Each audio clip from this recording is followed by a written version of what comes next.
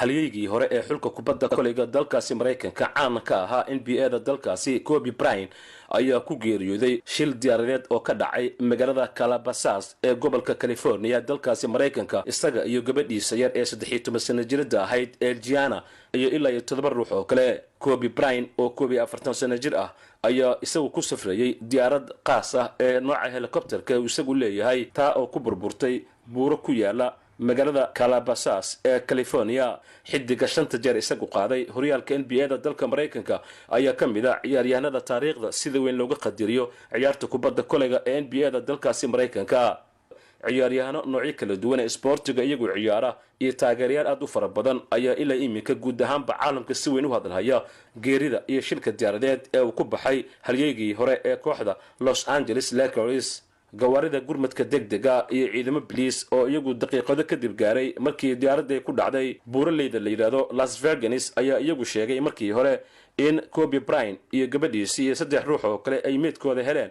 iyadoo markii dambe biliiska uu sheegay in dhammaanba 9 ruux ee diyaaraddaasi helicopterka ahayd oo nooceedu ahaa Sikor Sky S xariijin 67 markii dambena sawiro laga soo qaaday burburkeedii lagu baahiyay baraha bulshada iyo sidoo kale telefishinka dalkaasi Mareykanka. ciyaaryahan Kobe Bryant ayaa si weyn loogu tixgelinayay ciyaarta kubadda koleyga taasoo muddada 20 sano ee ku guda jiray uu guul weyn la qaybsaday kooxdiisii Los Angeles Lakers iyo sidoo kale xulka qaranka dalkaasi Mareykanka oo guulo waaweyn oo bilada markaasi dahaba uu kula guuleystay. Kobe Bryant oo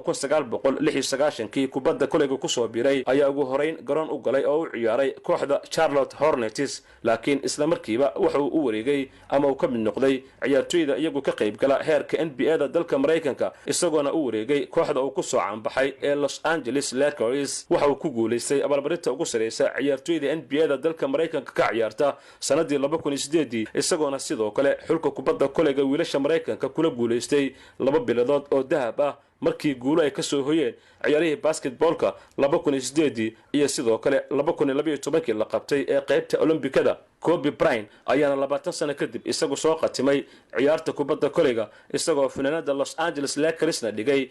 bishii Abriil sanadii 2016 ciyaar markii ay ka soo qayb galeen qoyskiisii ee taageerayaal aad u fara badan halkaasoo 60 dhibcood uu dhaliyay kooxdiisii Los Angeles Lakers. Kobe Bryant oo caan ku ahaa difaacista iyo dhalinta dhanka goolasha ayaa 2 jeer isagu ku guuleystay gool dhalinta horyaalka NBA-da dalkaasi Mareykanka oo ah kan ugu adag ee kubadda koley laga ciyaaro caalamka. waxa uu magaciisii dhanka xirfadda kubadda koleyga cirka uu sii galay kadib markii Kobe 80 dhibcood isagu ka dhaliyay kooxda Toronto Raptors sanadii 2006 waxaana markaa uu noqday ciyaaryahanka labaad ee ugu sareeya ee hal ciyaarood isagu dhaliya goolal aad u fara badan kadib hal ciyaaryahan oo sanado aad u fog isagu 100 dhibcood dhaliyay.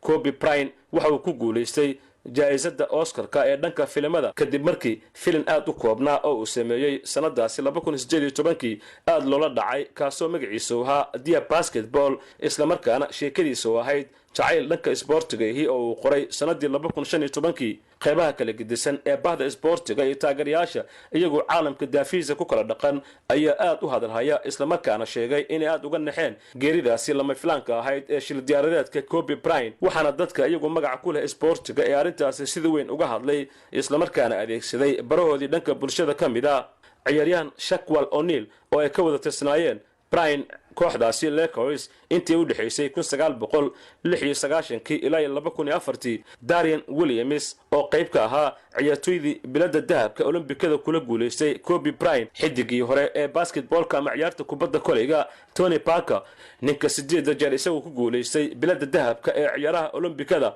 Usain Bolt wariyaanka kooxda Manchester City ee Raheem Sterling halyeygii hore ee dhanka kubadda cagta xulka qaranka dalka England geeryoday ayaa isla ka hadlay Bryant ayaa hadda ifka kaga tagay xaaskiisii Vanessa Bryant iyo 3 gabdhood ee uu dhalay marka laga soo tago gabadha Gianna ee geeryoday waxa gabdhaha kale ay kala yihiin Natalia, Bianca iyo Cabri oo iyadu dhalatay bishii June sanadii hore 2019.